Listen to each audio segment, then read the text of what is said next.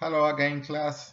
Now let's cover Chapter 6, the regulatory and ethical environment of promotions.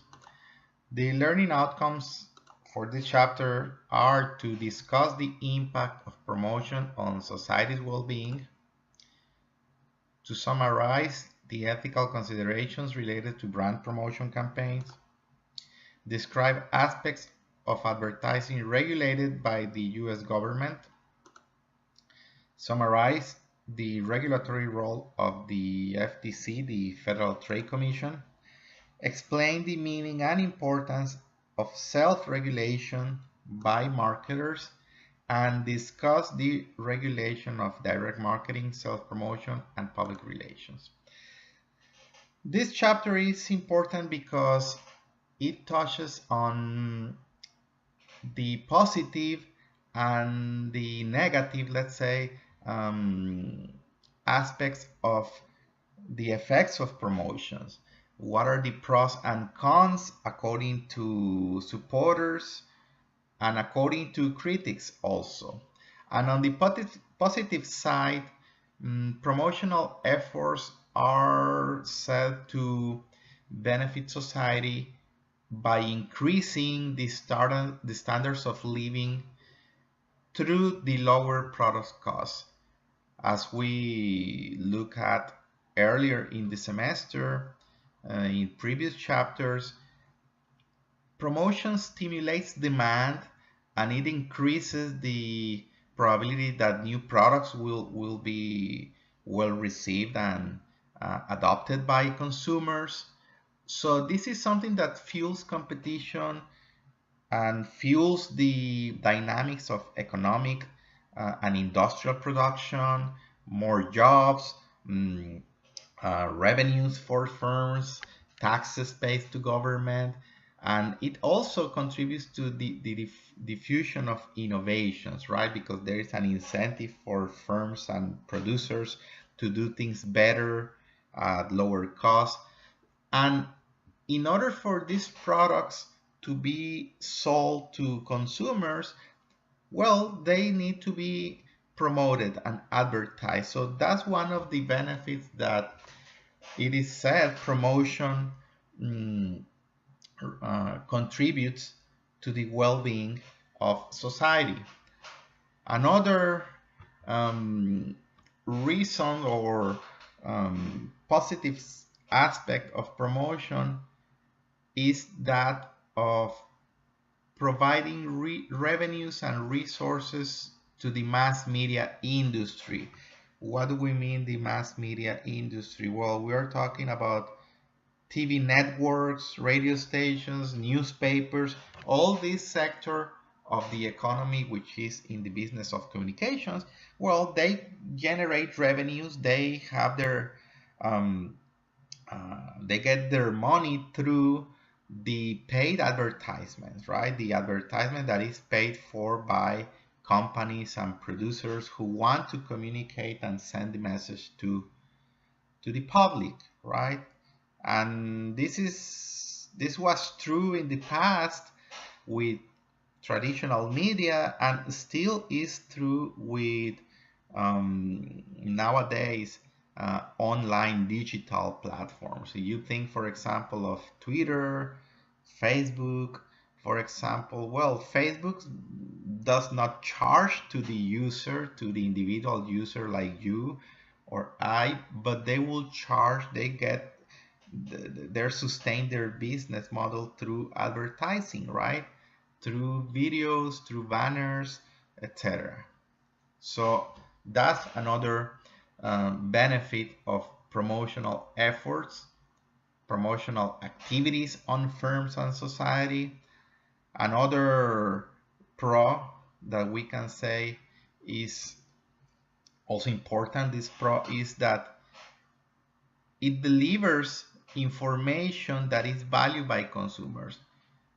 Promotion and advertising gives consumers information necessary to make better decisions in terms of the products or service they acquire by comparing quality, features, benefits, etc. Also, in the realm of political and social issues, communications through promotions, through political communications, uh, help society make better decisions in terms of um, government related uh, matters, right? Now, there are some points of criticism towards um, promotion advertising, and these say that promotional expenditures are wasteful, that they are intrusive, and manipulate consumers into buying things that consumers don't really need. But let's remember that uh, advertising cannot stimulate or create a basic needs. It stimulates the person's attitudes toward products, and that may derive into consumers preferring a brand or deciding to purchase something. But it's not that advertising or promotion creates new needs. For example, if you think about different advertisement that you are exposed to, you do not buy everything that is offered to you. You do not go and run to the store to purchase all the things that you hear about or watch on television or on social media ads. Why? Because you don't need them. Sometimes you realize and recognize that a product will satisfy a need that you want, but that's not always the case.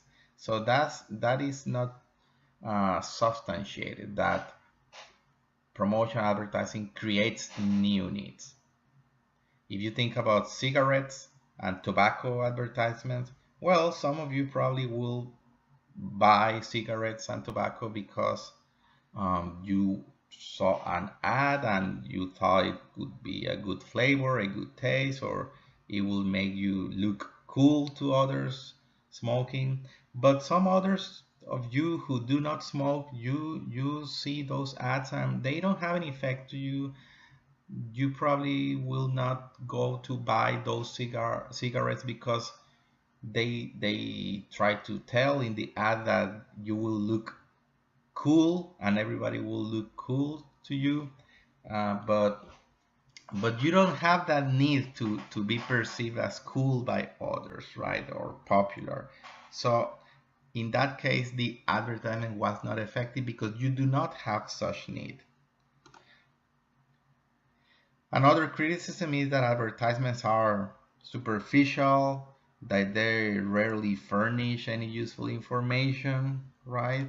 That they perpetuate superficial stereotypes, right? Against women, against minorities, against older people. Some critics have been concerned that advertising control customers through subliminal advertising messages.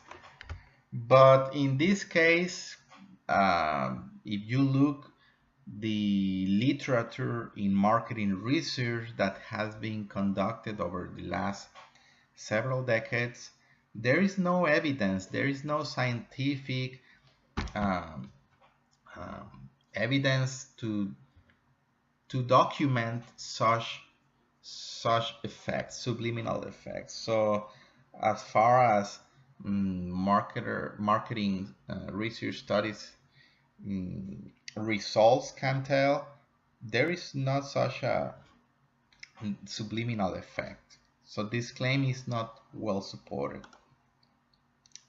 Now, I want to show you this video of Victoria's Secret's store in a shopping mall not long ago, a couple of years ago probably, in a Black Friday sale.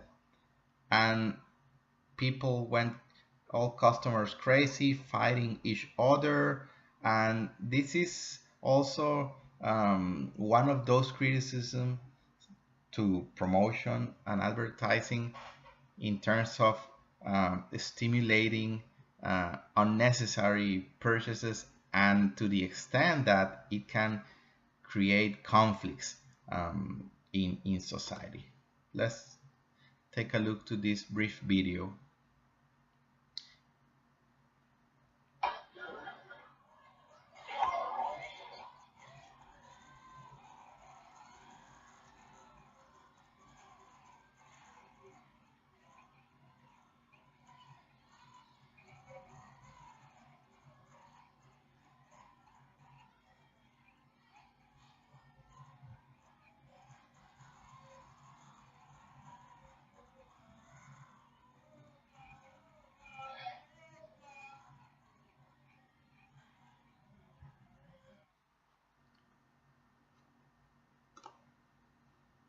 So as you could see, this was one of these instances where customers fight each other to get a product that is in discount, to take advantage of this self-promotion.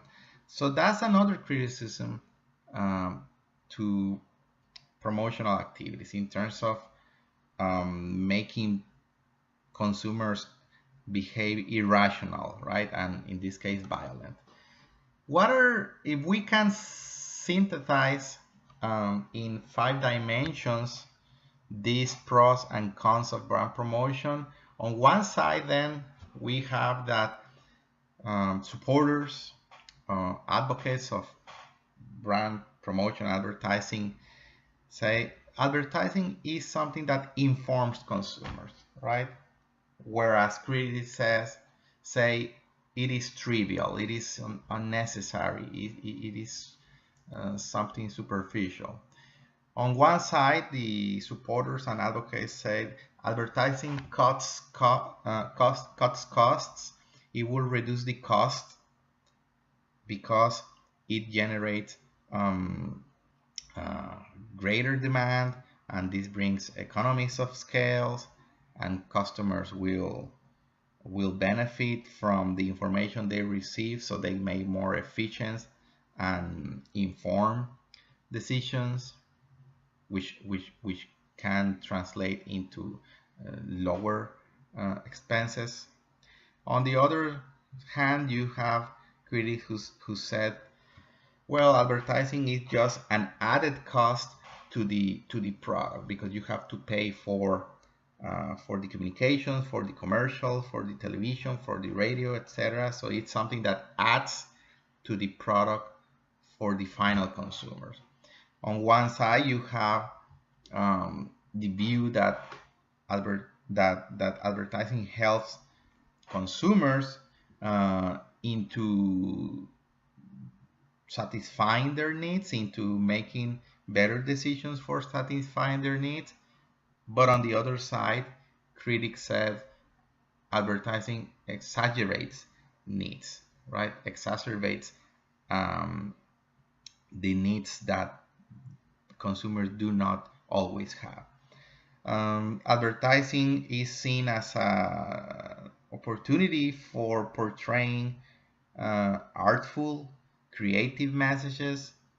On the other hand, critics argue, well, advertising utilizes messages that are demeaning messages that perpetuate or strengthen stereotypes against women, against minorities, etc.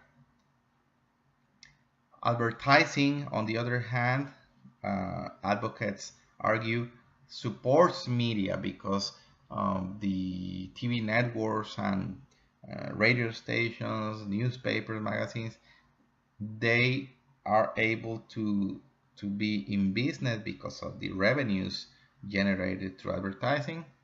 On the other hand, critics said advertising constrains media, because if you have, for example, sponsors or advertisers who are so powerful and they represent a big percentage of the income or revenues for a media channel, they will be controlled in terms that the media will not criticize them, right? For example, news, the news shows or programs, right? In television, they will not cover, they will not investigate, they will not run news that are against those advertisers or big companies, because they have so much power that they can retaliate and withdraw their marketing budget from that TV network, for instance. So there are pros and cons, and this is an ongoing debate that, of course, is not concluded, and this is something that we should look at and consider in a balance, because certainly some of these criticisms have occurred and have happened in some instances, but not always. So we should carefully consider both sides. But what is true is that there is a crisis in the credibility and the reputation of corporations and companies who are thought and perceived to just go after the profits without any concern or consideration for the well-being of customers and society. So that's what we as marketers, as business professionals, should try to avoid contributing to this bad reputation in some organizations. What are the ethical considerations that frequently arise in these matters? Well, one major consideration is that about truthfulness, right? We have to be true, and consumers and viewers do not believe necessarily all that we said to them as marketers, right? Puffery is considered legal, right? So you can expect some reasonable language in marketing communication, such as saying, well, this is the best hamburger in town, right? So that's something that people will understand, that is not necessarily the best, considering all other options, but it's understandable. But when the marketer makes claims about some characteristics or results that your product will do or solve, or some solution to a problem, we gotta be careful that we are not lying, that we are not deceiving our customers, that we are not openly lying to them, right? That we are not misleading them through our advertisement. We have to have concern also for the impact of promotional messages on children, which is a group of the population that is more subject to influence because they are not mature yet. And remember that children start absorbing all the information they get, including commercial information, in the very early age, around 1 year old or 2 years old. There are studies that show that children start recognizing brands and recognizing and recalling information through television commercials, through the radio. So it is a group of consumers or future consumers in some cases that requires special attention and protection, right? Going back to this criticism that we just looked over before about the creation or the promotion or the stimulation of compulsive purchases, for example, right? Well, that's something that you want You don't want children to be exposed to these influences at an early age where they cannot um, make informed decisions in the way that an adult will do. Also, there is an area of concern in terms of certain products and categories that are sensitive in terms of the effects on society, including firearms, right, which is something that is very current, and there is a big debate on the use and restrictions of firearms, gambling as well, alcohol, tobacco, fast food, junk food. So these are special product categories for which there is an attention and focus from an ethical standpoint, right? There is also a trend towards fighting for equality in terms of gender, male, female rights.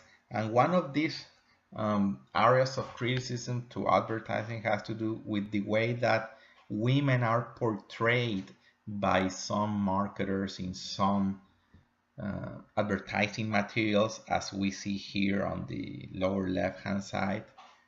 There is a criticism on promotion of some brands where women are displayed as objects, right? This is the objectivization um, of, of women, which of course is a controversial issue for which there is there is gonna be in the future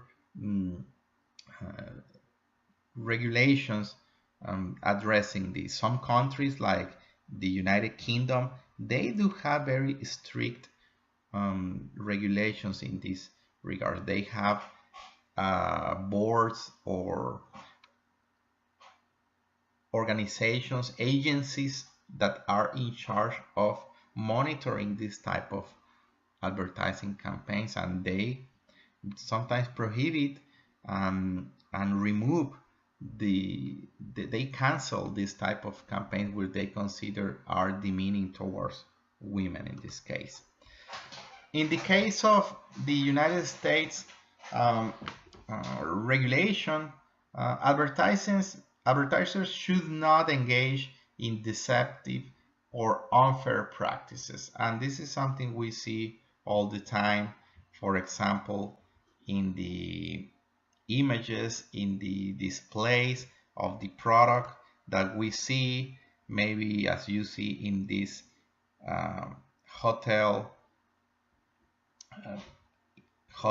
in Washington. On the left hand side you see the website picture, but on the right hand side you see the actual picture, right? On the left hand side it looks like it's pretty close to the Capitol, but in reality that hotel is not that close, it's several blocks away. But in their promotional materials, in their flyers, in their website, it looks different. So this is something that consumers are critical about in terms of deceptive or misleading advertising. And of course there is regulation against this. There is regulation also in against false vertical cooperative advertising allowances. This is mostly between producers and retailers, between producers and intermediaries such as retailers,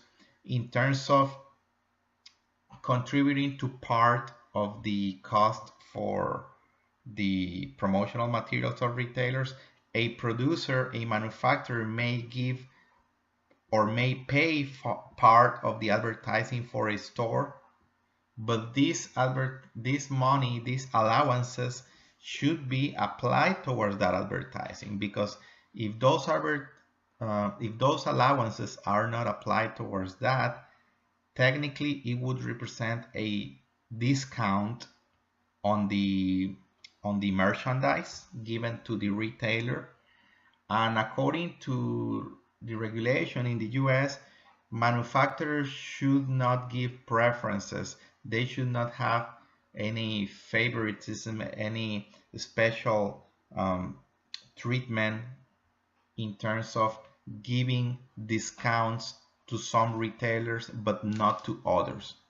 Manufacturers should have no preferences, but they should give the same opportunity, the same prices for their merchandise to retailers, unless there is a discount in terms of volume, for example, because of a large quantity that is ordered from manufacturers. But if not, they should just treat all retailers equally. And one way in which this can be not complied by manufacturer is by giving false allowances, which again, this will technically represent a monetary discount. In general, the regulation in terms of promotional activities and advertisement, much of this deals with the unfairness of advertisement, either in the use of advertising allowances, as I just mentioned, between manufacturers and intermediaries and retailers, in terms of unfair comparison of advertising, right? If you compare your detergent of your brand against the detergent of the competitor, well, you have to be truthful in what you claim is a superior benefit of your detergent, right? Fairness to consumers in general, to children in particular.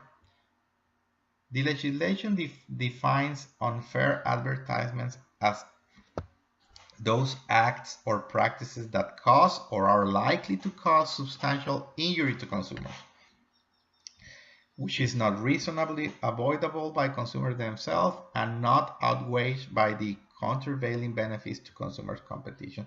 So this is a broad description, and again, whenever a company gets into legal problems or is facing a lawsuit, of course these are things that are resolved in court with attorneys and lawyers, but in some cases this is unexplored territory in the context of digital and online marketing activities. Some things that are not yet established as precedent in legal cases, well, there is still a lot to move on in this matter. The government places limits on the amount of advertising aimed at children on television. An industry group has developed guidelines for the content of ads targeting children. This is something that, once again, we're moving forward in some regulations that were not there a few years ago, but of course it's a moving target and it is evolving. And it has changed just the same way that is foreseen to continue changing. It is the way that it has changed over the years. Particularly in the 20th century, we can see an evolution of the different rules and codes and laws that had been established, again, because marketing is part of commercial businesses, and this evolve over time according to different forces. In terms of the federal level regulation, there are a number of agencies that are responsible for enforcing advertising regulation, but the one that is predominant is the Federal Trade Commission, the FTC, That's the largest, the most powerful. And there are other agencies, of course. In addition to the Federal Trade Commission, you have Federal Communications Commission involved in matters related to media companies, right?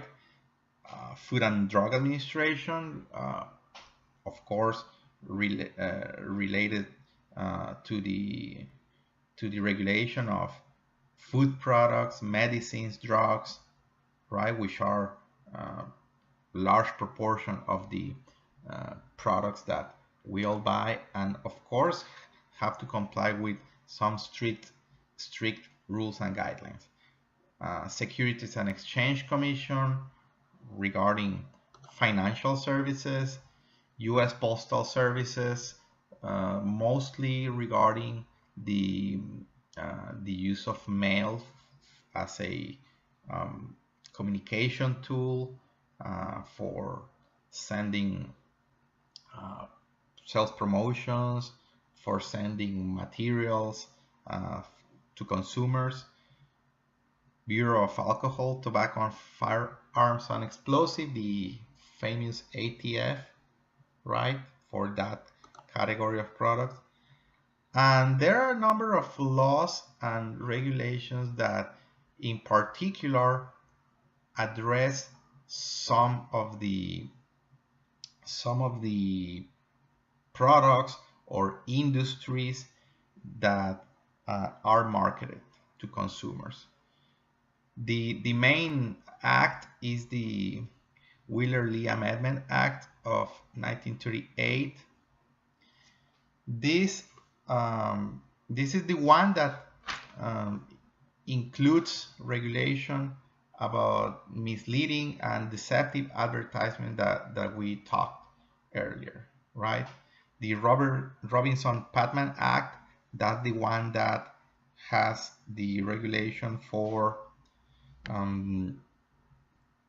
allowances. For instance, I was mentioning the activities between producers, manufacturers, and intermediaries and retailers, right? Well, that's something incorporated into the Robinson-Patman Act.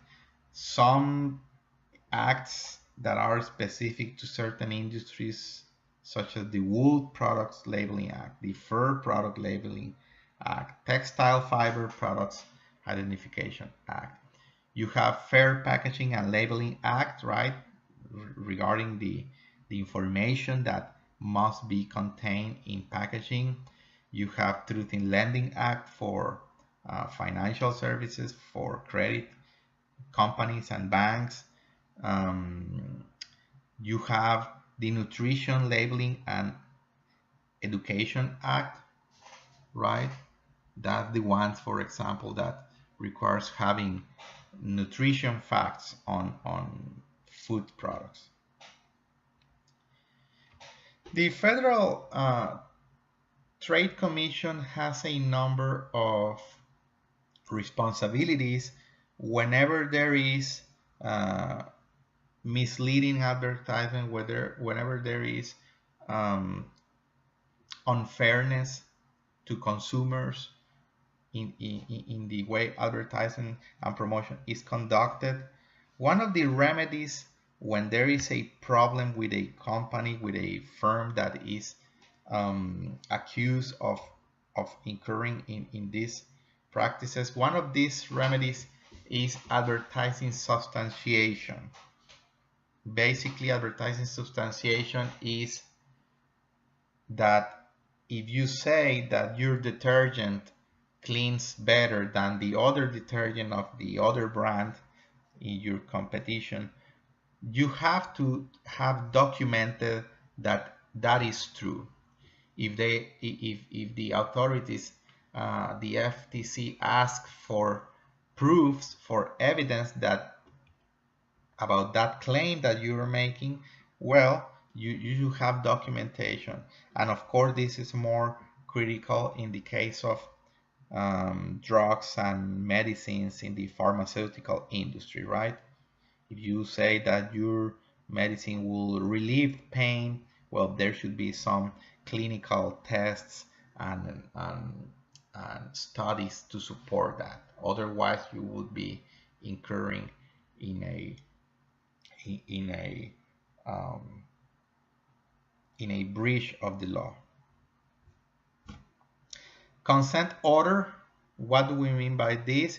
Well, sometimes when a company is identified as doing some running some misleading advertisements, the FTC will send a consent order, and this is basically asking a firm to stop running the deceptive or unfair advertising, right? This is without admitting guilt. This is like a first warning, we can say. You ask, as a authority, you ask the firm to stop running this misleading ad, and the firm will stop doing it. Now, what happens if the firm does not stop running the ad? Well, this will take us to the next type of remedy, which is cease and desist order. The cease and desist order is an action by the Federal Trade Commission requiring the advertiser to stop running the ad.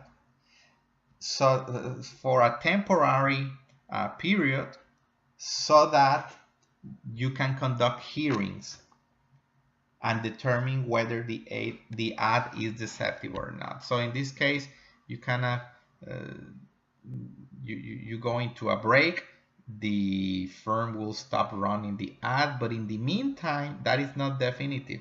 That is not something definitive. So in the meantime, the authorities will conduct hearings to determine whether it is or not a deceptive advertising, right? Now, one of the possibilities, if, for example, the Federal Trade Commission demonstrates that this is a case of deceptive advertisement, one of the solutions could be the affirmative disclosure that we have here as a next remedy.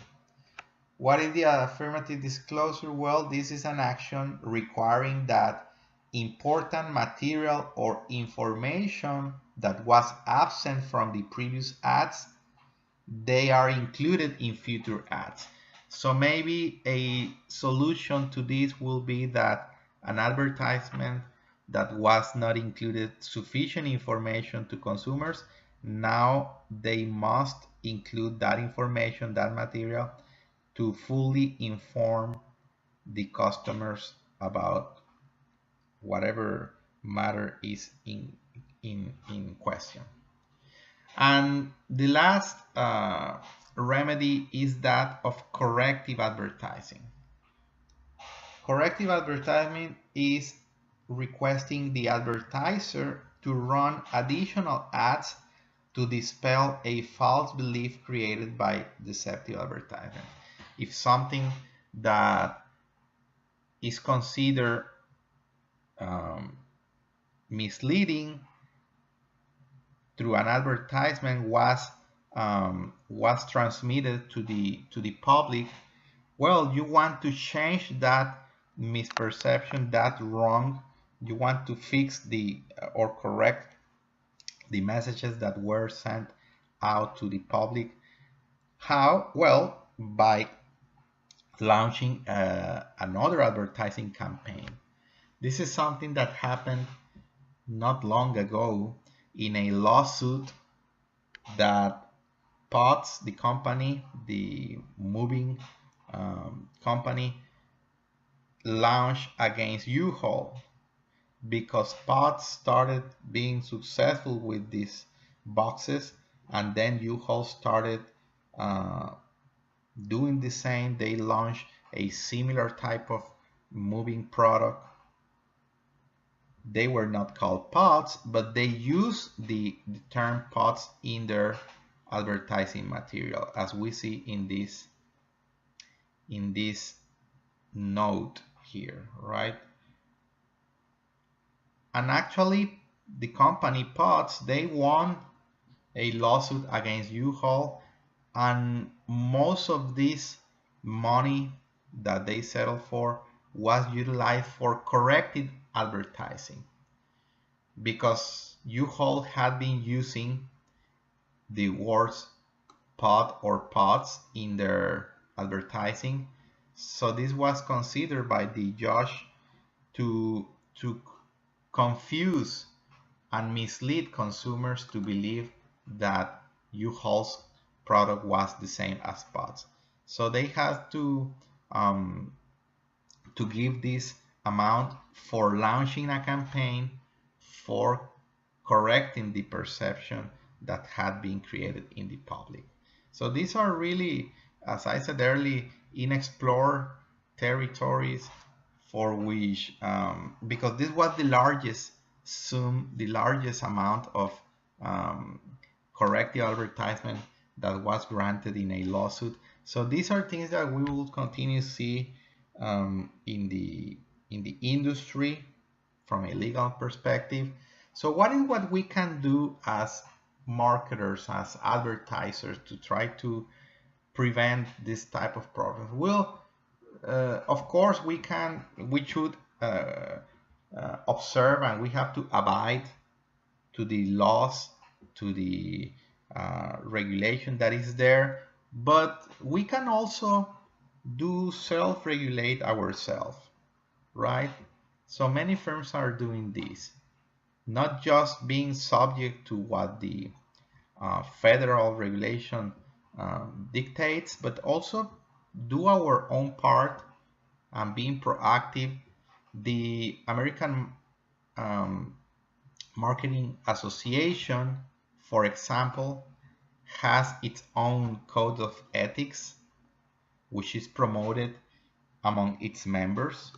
And of course, this has to do with ethical norms, but also with a number of values that should be reflected in our activities in business, including, of course, promotion and advertising, such as honesty, responsibility, fairness, respect, transparency, and citizenship. So you have heard about this concept,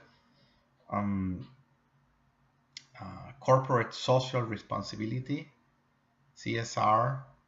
Well, that's what the trend is now. Since few years ago, we are moving more into this type of self-regulation practice, because consumers are more demanding. Consumers are more critic about what we do. So we should be in line with those expectations. One example of industry self-regulation occurred, this was in Mexico, not many years ago, because Tecate, which is a brand by Heineken Corporation, Tecate launched a campaign that was considered demeaning for women, right? It was kind of offensive to a sector of the population, particularly women, who consider that these promotions, these campaigns objectify women as sexual objects. So this is something that backlash, and there was a lot of criticism to the brand in social media, in the public opinion. So what Tecate did is that they reacted by establishing guidelines for their promotions, their advertising materials. Of course, they did withdraw that campaign, which was just for a few weeks. And whenever you have a chance, go to the Blackboard platform, download this PDF file so that you can watch the video of the response by Tecate. right? I'm not gonna play it here because there is no good sound here. We don't have in this recording the possibility to listen clearly the video, but when you have a chance, take a look to that video, which is like the response of the cat committing to a more ethical and socially responsible campaign. Now, last learning objective is about regulation for direct marketing and e-commerce. Here, in addition to the topics we have addressed already, we have to add the concern for the technological advancements and the digital capabilities that they pose a threat, for example, to privacy, to consumer privacy, because basically advertisers and marketers can keep track in many instances of what pages or website you visit, and this is utilized for sending you undesired emails, right? Like spam. We just heard recently about this scandal with Facebook and Cambridge Analytica, how the informations of users of Facebook was used for doing behavioral targeting. Remember, there it was all over the news about how Cambridge Analytica used the information, the data of Facebook users to target political messages in the 2016 campaign using this information, but for consumers who they were targeting based on the behavioral information they had according to their activities in social media. So these are topics again that are ongoing, and we will see developments about these regulations going on in the near future. Also, this regulation also includes self-promotions, right? Premiums, trades allowances, contests, sweepstakes. So who are you going to call? There is a national do not call registry, sorry, as we see on the lower right hand side, this logo for this list in which you can request to be excluded so they don't call you. Of course, nowadays with a diminishing number of telephone lines, it seems that telemarketing activities are not growing anymore as in the past, but still there are some considerations for other promotional mix tools such as contests, sweepstakes. You have to comply with a lot of rules and legal requirements, right? That you have to state in coupons, you have to state in the entries for contests, like the ones we see here, right? No purchase necessary to participate. A purchase will not improve an individual's chance of winning. It's just a matter of putting it there. But if you don't write that in the ticket or in the promotional material, then you can be subject to fines, right? The same thing with coupons. There is a story in your textbook about how Starbucks went through a nightmare when they sent coupons through email, but they didn't have the restrictions that normally the coupons have, and then they had all customers going to the Starbucks to claim their coupons, but it was in excess of what they expected because they did not include the necessary safeguards. So they have to cancel that self-promotion before the expiration of the promotion. So I'm closing here with this chapter. We will continue next time.